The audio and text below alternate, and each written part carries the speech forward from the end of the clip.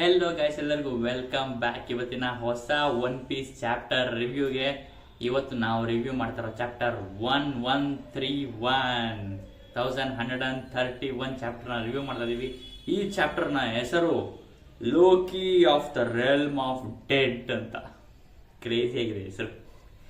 Loki is finally here guys. ಅದು ಮಾತ್ರ next level ಇತ್ತು. ಅವ್ನ ರಿವ್ಯೂಲ್ ಮಾತ್ರ ನಾನಂತೂ ಹೆವಿ ಖುಷಿ ಪಟ್ಟೆ, ಹೆವಿ ಎಕ್ಸೈಟ್ ಆಗಿದೆ. ಸಖತ್ ಮಾಸ ಕಾಣಿಸ್ತಿದ್ದ ಲೋಕಿ ಮಾತ್ರ, ರಗಡ್ ಆಗಿ ರಾ ಕಾಣಿಸ್ತಿದ್ದ. ಇವಾಗ ಫಸ್ಟ್ ನಾವು ಚಾಪ್ಟರ್ ವ್ಯೂ ಮಾಡೋಕ್ಕಿಂತ ಮುಂಚೆ ನಮಗೆ ಫಸ್ಟ್ ಸಿಕ್ಕೋದೆ ಯಮಾಟೋನ ಕವರ್ ಪೇಜ್ ಸ್ಟೋರಿ. ಮತ್ತೆ ಈ ವಾರ ನಮಗೆ ಸಿಕ್ಕಿದೆ ನಮ್ಮ ಲಕ್ಕಿ ಅಂತಾನೆ ಹೇಳ್ಬೋದು. ಯಮಾಟೋ ಮತ್ತೆ ಒಟಾಮ ಇಬ್ರು ಸೇರ್ಕೊಂಡು ಇವಾಗ ಯಾರು ಆ ಕಟಾನ ಕದ್ದಿದ್ನಲ್ಲ ಅವನ್ನ ಆಟಾಡ್ಸ್ಕೊಂಡು ಹೋಗ್ತಿದ್ದಾರೆ. ನನ್ನ ಕಟಾನೇ ಕದ್ಬಿಟ್ಟ ಇವನು, ಯಾರಿವನು ಅಂತ ಆಟಾಡ್ಸ್ಕೊಂಡು ಹೋಗ್ತಾರೆ. ನೋಟಿಸ್ ಮಾಡಬೇಕಾಗಿರೋದು ಏನಪ್ಪ ಅಂದರೆ, ಈ ಪ್ಯಾನಲ್ಲಿ ನಮಗೆ ಸ್ಪೀಡ್ ಕಾಣಿಸಿದಾವೆ. ಹೌದು, ಸ್ಪೀಡ್ ಕಾಣಿಸಿದರೆ ಒಟಾಮ ಅವಳ ಡೆವಿಲ್ ಫ್ರೂಟ್ ಪವರಿಂದ ಕೆನೆಲ್ ಕಿತ್ತುಬಿಟ್ಟು ಅವಳಿಗೆ ತಿನ್ಸಿದ್ಲಲ್ಲ, ಒಟಾಮ ಮತ್ತೆ ಸ್ಪೀಡ್ ಇನ್ನೂ ಜೊತೆಗೆ ಇದ್ದಾರೆ.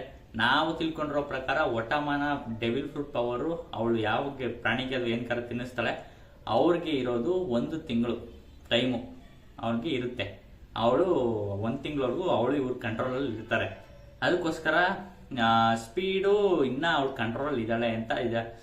ನಾವು ಫಸ್ಟ್ ಇನ್ನು 1 ತಿಂಗಳದಾಗಿದ್ದಲ್ಲ ಅದರಲ್ಲೇ ಫ್ರೂಟ್ ಇನ್ನೂ ಕಂಟ್ರೋಲ್ ಇರುತ್ತಾ, ಇಲ್ಲ ನೆಕ್ಸ್ಟ್ ಇನ್ನೊಂದ್ಸರಿನೂ ತಿನ್ನಿಸ್ಬೋದಾ, ಅಥವಾ ಸ್ಪೀಡ್ಗೆ ಅವಳಿಗಿರೋದು ಇಷ್ಟ ಆಗ್ಬಿಟ್ಟು ಒಟಾಮ ಜೊತೆ ಇರೋಕೆ ಇಷ್ಟ ಆಗ್ಬಿಟ್ಟು ಅವಳಿನ್ನ ಅವಳ ಓನ್ ವಿಲ್ಲಾಗಿ ಅವಳ ಜೊತೆನೇ ಇದ್ದಾಳ, ಐಡಿಯಾ ಇಲ್ಲ. ಒಟ್ಟಿನಲ್ಲಿ ಸ್ಪೀಡ್ ಅಂತೂ ಇನ್ನ ಒಟಾಮ ಜೊತೆಗೇನೆ ಇದ್ದಾಳೆ. ಡೆವಿಲ್ ಫ್ರೂಟ್ ಮಾತ್ರ ಒಟಾಮದ ಮಾತ್ರ ನಂಗೆ ಸಖತ್ ಇಷ್ಟ. ಅವಳು ಯಾರಿಗೆ ಬೇಕಾದ್ರೆ ತಿನ್ನಿಸ್ಬಿಟ್ಟು ಕಂಟ್ರೋಲ್ ತೊಗೊಳ್ಬೋದು. ಆದರೆ ಝೋನ್ ಯೂಸರ್ಸ್ಗೆ ಮೇಯ್ನ್ ಆಗಿ ಅದು ಮಾತ್ರ ಸಖತ್ ಕ್ರೇಜ್ ಆಗಿದೆ. ಸ್ಪೀಡು ಇನ್ನೂ ಅವ್ರ ಜೊತೆನೇ ಇದ್ದಾಳೆ. ಅವಳು ಸ್ಪೀಡ್ ಒಟಾಮನ ಕೂರಿಸ್ಕೊಂಡು ಯಾರು ಕಟನ ಕದ್ದಿದ್ದಾರೆ ಅವ್ರನ್ನ ಚೇಸ್ ಮಾಡ್ಕೊಂಡು ಹೋಗ್ತಾವ್ರೆ ಇಬ್ರು. ಯಮಾಟೋ ಅವಳು ಚೇಸ್ ಮಾಡ್ಕೊಂಡು ಹೋಗ್ತಾರೆ. ಒಟ್ಟಿನಲ್ಲಿ ಎಲ್ಲ ಚೇಸ್ ಮಾಡ್ಕೊಂಡು ಆ ಕಟನ ಯಾರು ಕದ್ದವ್ರೆ ಯಾಸಿಸ್ತವ್ರನ್ನ ಅವಳನ್ನ ಹಿಡಿಯೋಕ್ಕೆ ಅಂತ ಎಲ್ಲ ಹೋಗ್ತಿದ್ದಾರೆ. ನೋಡೋಣ ಹಿಡಿತಾರ ಇಲ್ಲ ಅವ್ನು ತಪ್ಪಿಸ್ಕೋತಾನ, ನೆಕ್ಸ್ಟ್ ಕಿಡ್ನಾಪ್ ಮಾಡ್ತಿರೋರು ಯಾರ ಕತೆ ಏನಾಯ್ತು ಅದೆಲ್ಲ ನಮಗೆ ನೆಕ್ಸ್ಟೇ ಗೊತ್ತಾಗೋದು. ಒಟ್ಟಿನಲ್ಲಿ ಈ ಪ್ಯಾನಲಲ್ಲಿ ಅವರಿಬ್ಬರು ಎಲ್ಲ ಚೇಸ್ ಮಾಡ್ಕೊಂಡು ಹೋಗ್ತಾ ಇದ್ದಾರೆ. ಓಕೆ, ಇದಿಷ್ಟು ವಿಷಯ ಆಗಿತ್ತು. ನೆಕ್ಸ್ಟ್ ಇವಾಗ ಚಾಪ್ಟರ್ಗೆ ಬಂದ್ಬಿಡೋಣ. ಇವಾಗ ಲೂಫಿಗೆ ಫುಲ್ ಖುಷಿ ಆಗ್ಬಿಟ್ಟಿದೆ. ಲೋಕಿ ಕೇಳ್ಬಿಟ್ಟು ಅವನು ನಾನು ಡೆಸ್ಟ್ರಾಯ್ ಮಾಡ್ತೀನಿ ವರ್ಡ್ನ ಅದೆಲ್ಲ ತಲೆ ಕೊಂಡಿಲ್ಲ ಅವನು ಇವಾಗ ಸದ್ಯಕ್ಕೇನೆ, ಅದೆಲ್ಲ ಆಮೇಲೆ ನೋಡ್ಕೊಳ್ಳೋಣ ಅಂದ್ಬಿಟ್ಟು ಇವಾಗ ಅವನಿಗೆ ಹೆಲ್ಪ್ ಆಫರ್ ಇರೋದು ಅಂತ ಕನ್ಫರ್ಮ್ ಆಗಿ ಲೋಕಿ ಹೇಳಿದ್ಮೇಲೆ ಅವನಿಗೆ ಫುಲ್ ಖುಷಿ, ಹೆಲ್ಪ್ ಆಫರ್ ಇದ್ದೀನಿ ಅಂತ ಅವನಂತೂ ಸಖತ್ ಖುಷಿ ಆಗ್ಬಿಟ್ಟು. ಅದು ಮಾತ್ರ ಸಖತ್ ಖುಷಿಯಾಗಿತ್ತು. ನನಗೆ ಗೊತ್ತಿತ್ತು ನಾನು ಹೆಲ್ಪ್ ಆಫಲ್ಲೇ ಇದ್ದೀನಿ ಅಂತ, ಅದು ನನಗೆ ಕನ್ಫರ್ಮೇಶನ್ ಬೇಕಿತ್ತು ಅಷ್ಟೇ ಅಂತ. ಇಲ್ಲಿ ಎಲ್ಲ ಆ ಕಡೆ ನೋಡಿದ್ರು ಎಲ್ಲ ದೊಡ್ಡದಾಗಿ ಕಾಣಿಸ್ತಾ ಇದೆ ಅಂತೆಲ್ಲ ಸಗದಾಗಿ ಹೇಳ್ತಾನೆ. ಇದನ್ನು ಉಸಪ್ಗೆ ಹೇಳ್ಬೇಕಿತ್ತು ನಾನು, ಇದು ಉಸಪ್ಗೆ ಗೊತ್ತಾಗಿದ್ದೆ ಅವನು ಇನ್ನೂ ಜಾಸ್ತಿ ಖುಷಿ ಪಡ್ತಿದ್ದ ಅಂತ ಅವ್ನು ಉಸಪ್ಗೆ ಹೇಳ್ಬೇಕಿತ್ತು ಅಂತ ಅವನು ಕನ್ಸರ್ನ್ ಮಾಡ್ಕೋತಾನೆ. ಓದ್ ಚಾಪ್ಟರಲ್ಲಿ ಹೇಳಿದ್ನಲ್ಲ ಲೋಕಿ, ಇದು ವರ್ಲ್ಡ್ನಲ್ಲೇ ಇದು ವಾರ್ ಕಂಟ್ರಿ, ವಾರ್ ಆಗಿರೋ ಕಂಟ್ರಿ, ಇದು ವರ್ಲ್ಡಲ್ಲಿ ಸಿಕ್ಕಾಪಟ್ಟೆ ಸ್ಟ್ರಾಂಗ್ ಕಂಟ್ರಿ ಅಂತೆಲ್ಲ ಹೇಳಿರ್ತಾನಲ್ಲ. ಹೌದಾ, ಸಿಕ್ಕಾಪಟ್ಟೆ ಸ್ಟ್ರಾಂಗ್ ಕಂಟ್ರಿನ ಇದು ಅಂತೆಲ್ಲ ಹೇಳ್ತಾನೆ. ನಿಜವಾಗ್ಲೂನಾ ಅಂತೆಲ್ಲ ಅವ್ನು ಕೇಳ್ತಾನೆ. ಆಮೇಲೆ ನಾನು ಡೋರಿ ಮತ್ತೆ ಬ್ರಾಗಿ, ಓಯಮೋನ್, ಕಾಶಿ ಎಲ್ಲ ನೋಡಿದ್ದೆ, ಆದರೆ ಅದು ಅವ್ರನ್ನ ಬಿಟ್ಟು ಬೇರೆ ಜೈಂಟ್ಸ್ನ ನಾನು ಇವಾಗಲೇ ನೋಡ್ತಾ ಇರೋದು ಅಂತ ಅವ್ನು ಫುಲ್ ಎಕ್ಸೈಟ್ ಆಗಿ ಲೋಕಿನೆಲ್ಲ ನೋಡ್ತಾ ಇರ್ತಾನೆ. ಆದರೆ ಲೋಕಿಗೆ ಇವನು ಯಾರಪ್ಪ ಪ್ಯೂನಿ ಹ್ಯೂಮನ್ನು ಅಂತ ಅವನು ಲೋಕಿಗೆ ಅಂತ ಅವನೆಲ್ಲ ಹೇಳ್ತಾ ಇದ್ದಾನೆ, ನೀವೆಲ್ಲ ಪ್ಯೂನಿ ಹ್ಯೂಮನ್ಸು ಅಂತ ಅವನು ಕೊಡ್ತಾವನೆ, ಅವನಿಗೆ ಹೇಳ್ತಾ ಇರ್ತಾನೆ. ಆದರೆ ಲೂಫಿ ಕೇಳಿಸ್ಕೊತಾನೆ ಇಲ್ಲ. ಅವ್ನು ಫುಲ್ ಎಕ್ಸೈಟ್ಮೆಂಟ್ ಆಗಿ ನೆಕ್ಸ್ಟ್ ಏನು ಆ ಕಡೆ ಎಲ್ಲ ನೋಡ್ತಾ ಇರ್ತಾನೆ. ಲೋಕಿಗೆ ಫುಲ್ ಕೋವ ಬಂದ್ಬಿಟ್ಟು ಅವ್ನು ಕೇಳಿಸ್ಕೊತಿಲ್ಲ ಅಂತ ಅವ್ನು ಫುಲ್ ಅಂತ ಈಗ ಅಂತಾನೆ. ಅವನ ಅಂದಿದ್ದ ಸ್ಪೀಡ್ಗೆ ಮತ್ತೆ ಆ ಫೋರ್ಸ್ಗೆ ಅವನ್ ಸುತ್ತಮುತ್ತ ಇರೋ ಮರಗಳೆಲ್ಲ ಫುಲ್ ಒಳ್ಳೆ ವೇವ್ ತರ ಜೋರಾಗಿ ಬಿರುಗಾಳಿ ಬೀಸಿರೋ ಮರ ಎಲ್ಲ ಹಿಂಗ್ ಬರುತ್ತಲ್ಲ, ಅದೇ ತರ ಅವ್ನು ಬರೀ ಕಿರ್ಚಿದಿಕ್ಕೇನೆ ಆ ಮರಗಳೆಲ್ಲ ಹಿಂಗ್ ಬರ್ತಾ ಇದೆ. ಅಥವಾ ನಾನು ಮಾತಾಡ್ಬೇಕಾದ್ರೆ ನನ್ನ ಹತ್ರ ಕೇಳಿಸ್ಕೋಬೇಕು ನೀನು, ನಾನೇ ಸುಪೀರಿಯರು, ನೀವೆಲ್ಲ ಪ್ಯೂನಿ ಹ್ಯೂಮನ್ಸು ಅಂತೆಲ್ಲ ಅವನು ಫುಲ್ ಕೋಪ ಪಟ್ಕೊಂಡೆಲ್ಲ ಹೇಳ್ತಾ ಇರ್ತಾನೆ. ನಾನು ಸನ್ ಗಾಡು ಅಂತೆಲ್ಲ ಹೇಳ್ತಾ ಇರ್ತಾನೆ. ನಾನು ಹೇಳೋವರೆಗೂ ನೀನು ಮಾತಾಡಬಾರ್ದು, ಅಲ್ಲಿವರೆಗೂ ನಾನು ಏನ್ ಮಾತಾಡ್ತಿರ್ತೀನೋ ಅದು ಮಾತ್ರ ಕೇಳಿಸ್ಕೋಬೇಕು, ಅಷ್ಟೇ ನಿನ್ ಕೆಲಸ, ನೀನ್ ಪ್ಯೂನಿ ಹ್ಯೂಮನ್ಸು ಅಂತೆಲ್ಲ ಬೈತಾ ಇರ್ತಾನೆ. ಅವ್ನು ಕೇಳಿ ನಿನ್ಗೆ ನಾನು ನೋಡ್ರೆ ಏನ್ ಅನ್ಸುತ್ತೆ ಅಂತ ಕೇಳ್ತಾನೆ. ಯಾಕಂದ್ರೆ ಅವ್ನು ಚೈನೆಲ್ಲ ಹಾಕೊಂಡಿರ್ತಾನಲ್ಲ, ಅವ್ನು ಕೇಳಿದ್ರೆ ಲೂಫಿ ಹೇಳ್ತಾನೆ, ನೀನ್ ಸಿಗಾಕೊಂಡಿದ್ಯಾ ಅಂತ ಅನ್ಸುತ್ತೆ ನೋಡ್ತಾ ಇದ್ರೆ ನನಗೆ ಅಂತ ಲೂಫಿ ಹೇಳ್ತಾನೆ. ಹೌದು, ನಾನು ಇಡೀ ಎಲ್ಬಾಫ್ಗೆನೆ ಸ್ಟ್ರಾಂಗ್ ಜಯಂಟು, ನನ್ನ ಅವರು ಹಿಡಿದುಬಿಟ್ಟು ನನ್ನ ಅವರು ಕಟ್ ಹಾಕ್ಬಿಟ್ಟಿದ್ದಾರೆ. ಯಾರು ನಿನಗೆ ನಂಬಕ್ಕಾಗತ್ತಾ, ನಾನು 6 ವರ್ಷದಿಂದ ಇದೇ ತರ ಇದ್ದೀನಿ ಅಂತ ಹೇಳ್ತಾನೆ.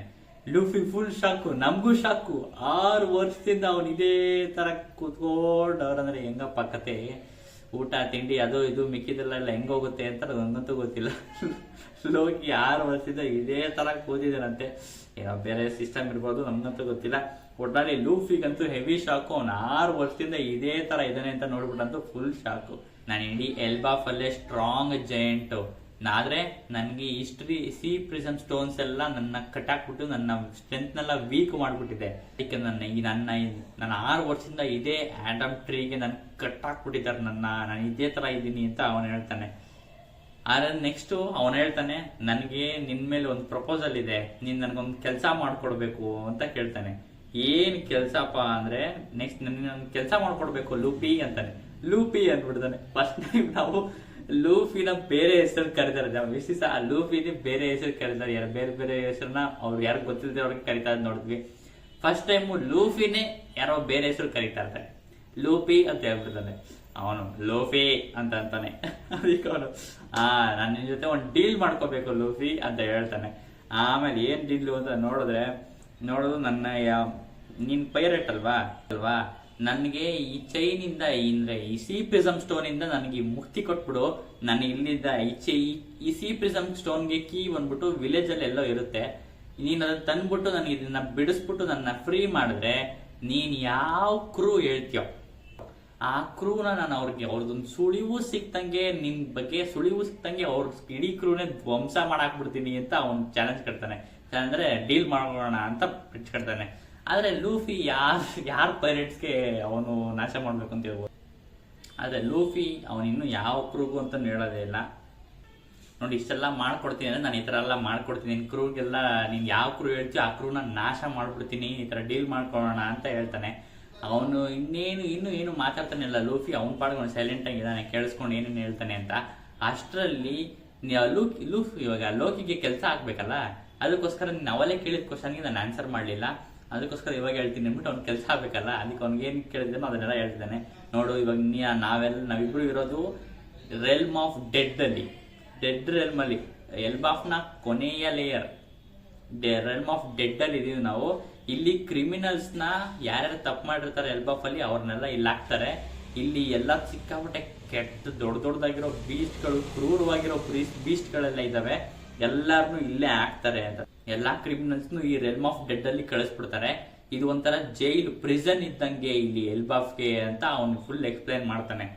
ಅಷ್ಟ್ರಲ್ಲಿ ನೆಕ್ಸ್ಟ್ ನಾವು ಅವ್ನು ಹೇಳಿದ ತಕ್ಷಣ ಕರೆಕ್ಟ್ ಆಗಿ ನಾವು ಲೂಫಿ ಆ ಕಡೆಯಿಂದ ನೋಡ್ತಾನೆ. ಆ ಕಡೆಯಿಂದ ದೊಡ್ಡ ಬೀಸ್ಟ್ ಸೈಜ್ ಅಲ್ಲಿರೋ ಮಾನ್ಸ್ಟರ್ ಸೈಜ್ ಅಲ್ಲಿರೋ ಬರ್ತಾ ಇದಾವೆ ಎಲ್ಲ ಎಲ್ಬಾಫ್ ಅಲ್ವಾ. ಸಿಕ್ಕಾಪಟ್ಟೆ ನಾವು ಚಿಕ್ಕದಾಗಿ ಮಾನ್ಸ್ಟರ್ ಸೈಜ್ ನೋಡ್ತಿದ್ವಿ, ಇವಾಗೆಲ್ಲ ದೊಡ್ಡದು double size, triple size monsters ಎಲ್ಲ ಬರ್ತಾ ಇದೆ. ಆ ಕಡೆಯಿಂದ ಮರ ಗಿಡ ಎಲ್ಲ ಕಿತ್ಕೊಂಡು ಎಲ್ಲ ಬರ್ತಾ ಇದೆ. ಅದಕ್ಕೇನೆ ಕಾರಣ ಅವನು ಹೇಳಿದ್ದು, ಇಲ್ಲಿ ಬರೀ ಕ್ರಿಮಿನಲ್ಸ್ಗೆ ಇರಕ್ ಆಗಲ್ಲ ಅಂತ. ಎಲ್ಲ ತಪ್ಪು ಮಾಡೋರು ಈ ಬೀಸ್ಟ್ಗಳ ಜೊತೆ ಎಲ್ಲ ಹೊಡೆದಾಕಿ ಅವ್ರಿಗೆ ಫುಡ್ ಆಗ್ಬಿಡುತ್ತೆ ಅಂತ ಅನ್ಸುತ್ತೆ. ಅದಕ್ಕೋಸ್ಕರ ಇಲ್ಲಿ ಯಾವ ಕ್ರಿಮಿನಲ್ಲು ಇಲ್ಲ. ಆದ್ರೆ ಲೋಕಿ ಹೆಂಗಪ್ಪ ಇದ್ದಾನೆ ಅಂತ ಅವನೇ ಹೇಳ್ತಾನೆ. ನಾನು ಇವ್ರಿಗೆ ಚಿಕ್ಕ ವಯಸ್ಸಿಂದ ಫ್ರೆಂಡ್ ಆಗಿದ್ದೆ, ಅದಕ್ಕೋಸ್ಕರ ಇವು ನಾನು ಹೇಳ್ದಂಗೆ ನನಗೇನು ಮಾಡಲ್ಲ, ನನ್ನ ಓನರ್ಶಿಪ್ ಮಾಡ್ಕೊಂಡು ನಾನು ಹೇಳ್ದಂಗೆ ಕೇಳ್ತಾವೆ ಇವೆಲ್ಲ ಅಂತ ಲೂಫಿಗೆ ಫುಲ್ ಎಕ್ಸ್ಪ್ಲೈನ್ ಮಾಡ್ತಾನೆ. ಆದ್ರೆ ಲೂಫಿಗೆ ಫುಲ್ಲು ಇನ್ನೇನು ಕ್ಯೂರಿಯಾಸಿಟಿ, ಬೀಸ್ಗಳನ್ನೆಲ್ಲ ನೋಡ್ಬಿಟ್ಟು ದೊಡ್ಡದಾಗಿದೆಯಲ್ಲ ಒಬ್ರು ಇದು ಅಂತ ಅವ್ನು ಫುಲ್ ಎಕ್ಸೈಟ್ ಆಗ್ಬಿಟ್ಟಿರ್ತಾನೆ. ಆಮೇಲೆ ಇನ್ನೊಂದು ಎಕ್ಸ್ಪ್ಲೈನ್ ಮಾಡ್ತಾನೆ ಲೋಕಿ, ನೀವೇನಾದ್ರೂ ಇನ್ನ ರೆಲ್ಮ್ ಆಫ್ ಡೆಡ್ ಅಲ್ಲಿ ಓಡಾಡಬೇಕು, ಆದ್ರೆ ನಿಮ್ಗೆ ಏನು ಆಗ್ಬಾರ್ದು ಅಂದ್ರೆ ನೀವು ಕೊಳ್ತೋಗಿರೋ ಸ್ಮೆಲ್ ಬರ್ತಾ ಇರೋ ಬಟ್ಟೆ ಹಾಕೋಬೇಕಂತೆ. ಕೊಳ್ತೋಗಿರೋ ಸ್ಮೆಲ್ ಬರ್ತಾ ಇರೋ ಬಟ್ಟೆ ಹಾಕೊಂಡ್ರೆ ನೀವು ಇಲ್ಲಿ ಆರಾಮಾಗಿ ಓಡಾಡ್ಕೋಬಹುದು ಅಂತ ನೋಡ್ತಾರೆ. ಮತ್ತೆ ನಮ್ಗೆ ಅದೇ ತರ ಅಲ್ಲಿ ಜನಗಳನ್ನೂ ತೋರಿಸ್ತಾರೆ. ಅಲ್ಲಿ ಎಷ್ಟೊಂದು ಜನ ಕೊಳ್ತೋಗಿರೋ ಸ್ಮೆಲ್ ಬರ್ತಾ ಇರೋ ಬಟ್ಟೆ ಹಾಕೊಂಡು ಅಲ್ಲಿ ಓಡಾಡ್ತಿರ್ತಾರೆ, ಅವರು ಲೋಕಿಗೆ ಸರ್ವ್ ಮಾಡ್ತಿರ್ತಾರೆ, ಸರಿನಾ. ಆಮೇಲೆ ಲೋಕಿ ಫುಲ್ ಎಕ್ಸ್ಪ್ಲೇನ್ ಮಾಡ್ತಾನೆ. ಈ ಬೀಸ್ಟ್ಗಳೆಲ್ಲ ಸಿಕ್ಕಾಪಟ್ಟೆ ತುಂಬಾ ಹಳೇ ಬೀಸ್ಟ್ಗಳು, ಇವ್ರು ಇರೋ ಟೈಮ್ ಲೈನ್ ನೋಡಿದ್ರೆ ನೀನು ಇಡೀ ಅಗಿದ್ರೆ ಈ ರೆಲ್ಮ್ ಆಫ್ ಡೆಡ್ ನ ಅಗಿದ್ರೆ ಇಲ್ಲಿ ನಿನಗೆ ಸಾವಿರಾರು ಮನುಷ್ಯರ ಮೂಳೆಗಳು ಮತ್ತೆ ಈ ಪ್ರಾಣಿ ಮೂಳೆಗಳೆಲ್ಲ ಸಿಗುತ್ತೆ ನಿನಗೆ. ಇವರು ಅಷ್ಟು ಕಾಲದಿಂದ ಇಲ್ಲಿ ಜೀವನ ಮಾಡ್ಕೊಂಡ್ ಬಂದಿದ್ದಾವೆ. ಇವೆಲ್ಲ ಇರೋದಕ್ಕೆ ನಮ್ಮ ಆನ್ಸಿಸ್ಟರ್ಸ್ ಎಲ್ಲ ಇವ್ರನ್ನ ದಿ ಫಸ್ಟ್ ವರ್ಲ್ಡ್ ಅಂತ ಕರೀತಿದ್ರು ಇರೋ ಟೈಮ್ ಲೈನ್ಗೆ ಅಂತ. First world, okay. ಮತ್ತೆ ಸಿಕ್ಕಾಪಟ್ಟೆ ಇಂಟ್ರೆಸ್ಟಿಂಗ್ ಅಂತ ನನಗಂತೂ ಚಾಪ್ಟರ್ ಮಾತ್ರ ಸಿಕ್ಕಾಪಟ್ಟೆ. ಆಮೇಲೆ ಕ್ಲಾಕ್ ಹಾಕೊಂಡಿರ್ತಾರಲ್ಲ, ಸ್ಮೆಲ್ ಬರ್ತಾರೋ ಬಟ್ಟೆಗಳೆಲ್ಲ ಹಾಕೊಂಡು ಬಂದಿರ್ತಾರಲ್ಲ, ಲೋಕಿಗೆ ಹೆಲ್ಪ್ ಮಾಡಿರ್ತಾರಲ್ಲ, ಅವ್ರು ಬಂದ್ಬಿಟ್ಟಿರ್ತಾರೆ, ಸರ್ ಸಾರಿ ನಾವು ಬರೋದು ಲೇಟ್ ಆಗೋಯ್ತು, ನಮಗೆ ಶಾಂಕ್ಸ್ ಬರ್ತಾನೆ ಇಲ್ಲಿ ಸಡನ್ ಆಗಿ ಅಪಿಯರ್ ಆಗ್ತಾನೆ ಅಂತ ಗೊತ್ತಾಗಿಲ್ಲ, ನಾವೆಲ್ಲ ಮೂರ್ಛೋಗ್ಬಿಟ್ಟಿದ್ದು. ಯಾಕಂದ್ರೆ ಹಾಕಿ ಅಲ್ವಾ, ಆಬ್ವಿಯಸ್ಲಿ ಶಾಂಕ್ಸ್ ಬಂದ್ರೆ ಹಾಕಿ ಬಂತು ಅಂತಾನೆ ಅರ್ಥ.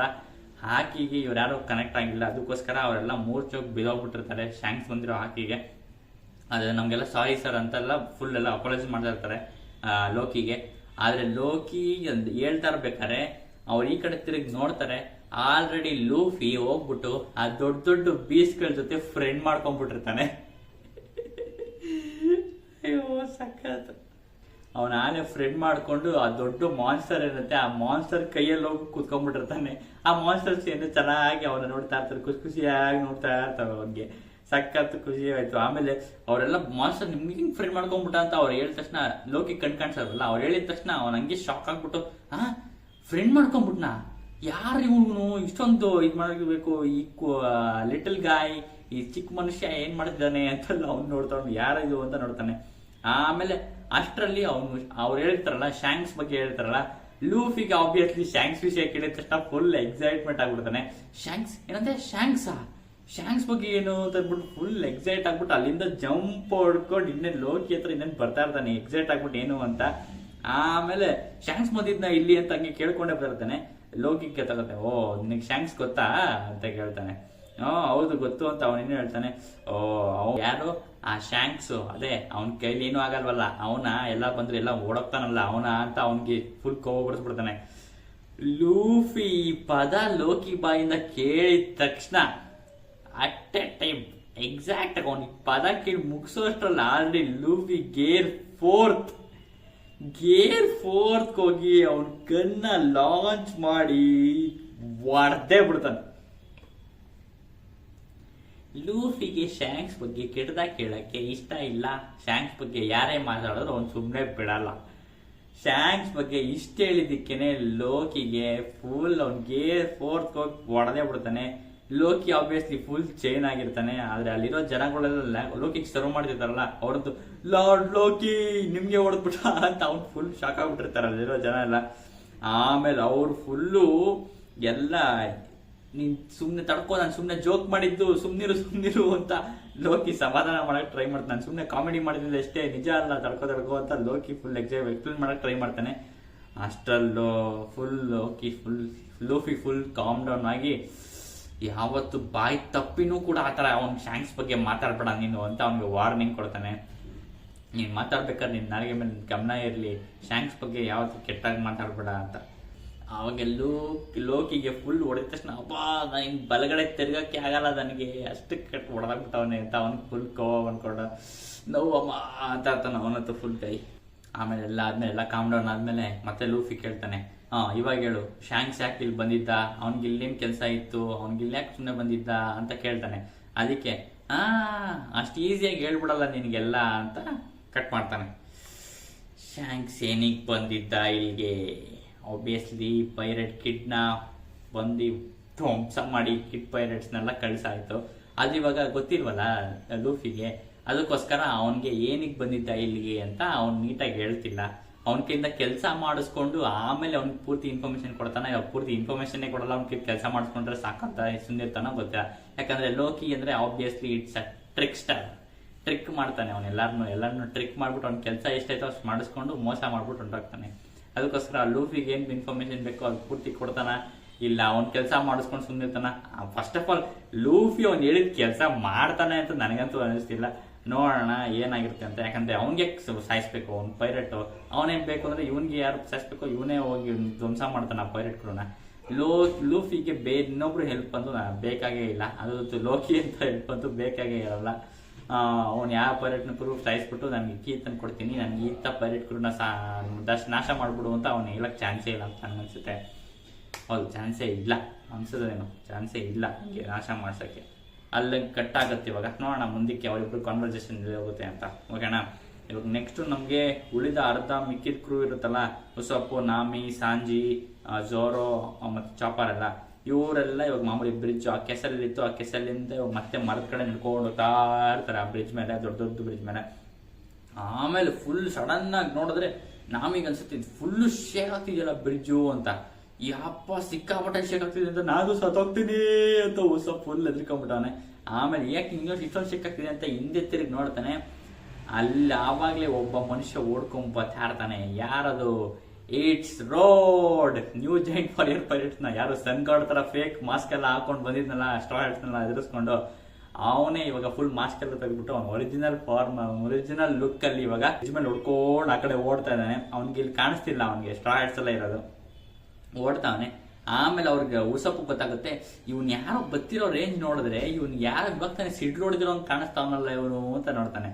ಅವಾಗ ಗೊತ್ತಾಗುತ್ತೆ ಇಡೀ ಕ್ರೂಗೆ, ಓ ನಾವು ಥಂಡರ್ ಸ್ಟ್ರೈಕ್ ಹೊಡೆದಿದ್ವಲ್ಲ ಅವಲ್ಲ ಸನ್ ಗಾಡ್ಗೆ, ಅವನೇ ಇರಬೇಕು, ಇವ್ನು ಮಾಸ್ಕ್ ಎಲ್ಲ ತೆಗೆದಾಕ್ಬಿಟ್ಟು ಬಂದ್ಬಿಟ್ಟವನು ಇವಾಗ ಅಂತ ನೋಡ್ತಾ ಇರ್ತಾರೆ. ಆಮೇಲೆ ಸಡನ್ ಆಗಿ ಇನ್ನ ಹಿಂದೆ ನೋಡಿದ್ರೆ ಅವಾಗ್ಲೇ ಇನ್ನ ಈ ಕಡೆ ಹೋಯ್ತ್ರಲ್ಲ ಇನ್ನ ಇಬ್ರು ನ್ಯೂ ಜೈಂಟ್ ವಾರಿಯರ್ ಪೈರೇಟ್ಸ್, ಯಾರು ಗೋಲ್ಡ್ ಬರ್ಗು ಮತ್ತೆ ಗರ್ಡು, ಅವರಿಬ್ರು ಅವರಿಂದೆ ಓಡಿಸ್ಕೊಂಡ್ಬತ್ತಾ ಇರ್ತಾರೆ ರೋಡ್ನ ಅವರಿಬ್ರು ಓಡಿಸ್ಕೊಂಡ್ಬತ್ತಾ ಇರ್ತಾರೆ. ಮತ್ತೆ ಅವ್ರ ಜೊತೆಗೆ ಗೋಲ್ಡ್ ಬರ್ಗ್ ಬಂದ್ಬಿಟ್ಟು 1000 ಸನ್ನಿ ಸ್ಟ್ರಾ ಹ್ಯಾಟ್ಸ್ ನ ಶಿಪ್ ಅದನ್ನು ಎತ್ಕೊಂಡು ಓಡ್ ಬರ್ತಾ ಇದ್ದಾನೆ ಹಿಂದೆ ನೋಡ್ಕೊಂಡು. ಅವ್ರಿಗೆ ಸ್ಟ್ರಾ ಹ್ಯಾಟ್ಸ್ಗೆಲ್ಲ ಫುಲ್ ಶಾಕು, ನಮ್ 1000 ಸನ್ನಿ ಇಲ್ಲೇ ಇದೆ ಅಂತ.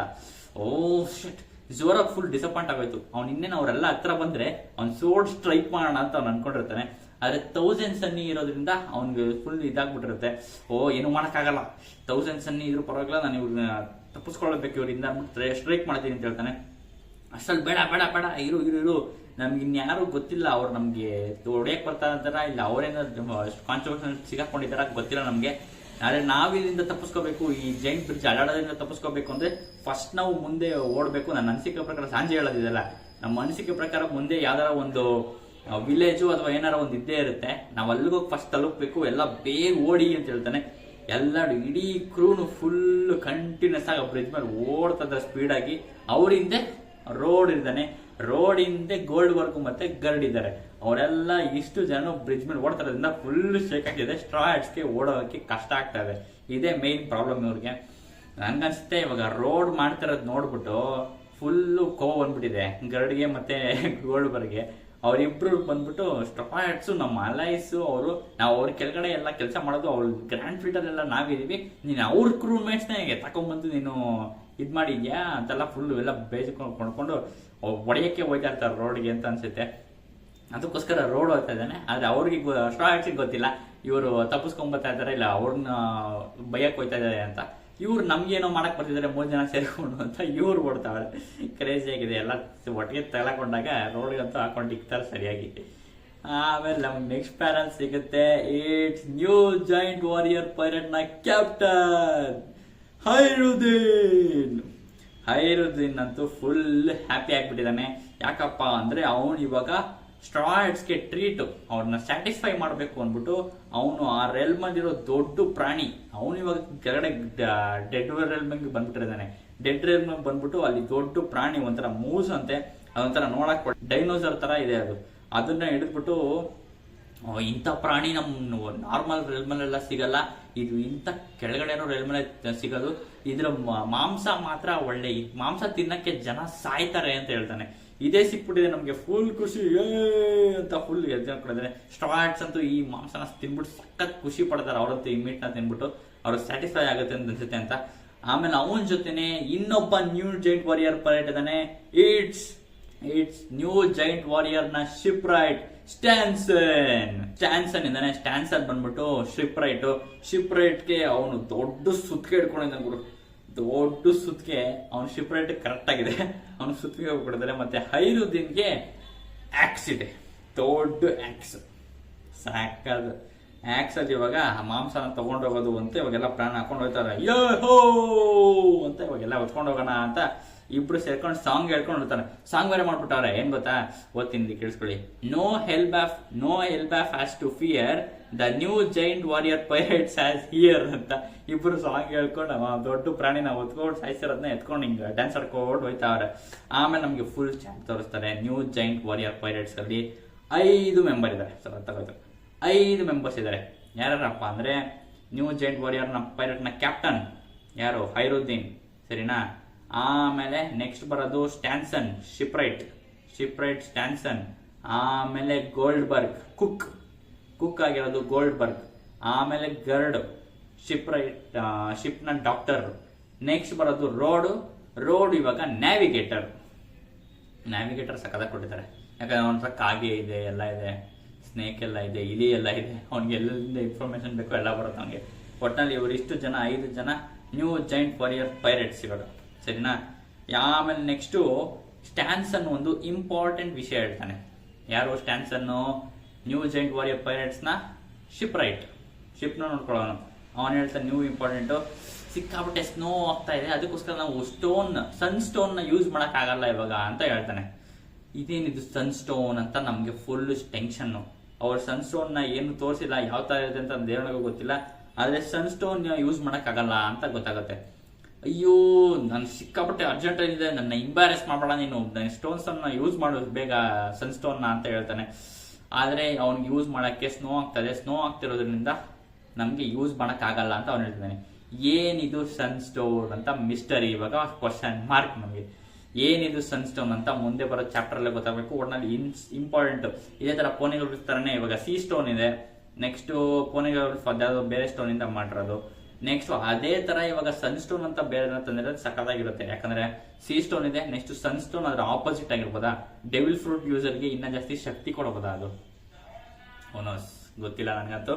ಸಿ ಸ್ಟೋನ್ ಯಾವುದೇ ತರ ಡೆವಿಲ್ ಫ್ರೂಟ್ ಯೂಸರ್ಸ್ ಇಂದ ತಗೊಳುತ್ತೋ ಪವರ್ನ, ಅದೇ ತರ ನೆಕ್ಸ್ಟ್ ಸನ್ ಸ್ಟೋನು ಡೆವಿಲ್ ಫ್ರೂಟ್ ಯೂಸರ್ಗೆ ಇನ್ನ ಜಾಸ್ತಿ ಪವರ್ ಕೊಡುತ್ತಾ ಗೊತ್ತಿಲ್ಲ. ಇದೊಂಥರ ಮಿಸ್ಟರಿ ಕ್ವಶನ್ ಮಾರ್ಕ್. ಆಮೇಲೆ ಹೈರುದ್ದೀನು ಅವನ ಡ್ರೆಸ್ಸಲ್ಲಿ ಏನೇನು ನಡೀತು ಅದೆಲ್ಲ ಜ್ಞಾಪಿಸ್ಕೋತಾನೆ. ನನಗೆ ವರ್ಲ್ಡ್ ಲಾರ್ಡ್ ಡಾಫ್ಲೋಮಿಂಗೋ ಇಂದ ನನಗೆ ಮೋಸ ಆಗೋಗಿತ್ತು, ಆವಾಗಲೇ ಬಂದಿದ್ದು ಸ್ಟ್ರಾ ಹ್ಯಾಟ್ಸ್ ನಮ್ಮನ್ನ ಕಾಪಾಡೋದಿಕ್ಕೆ.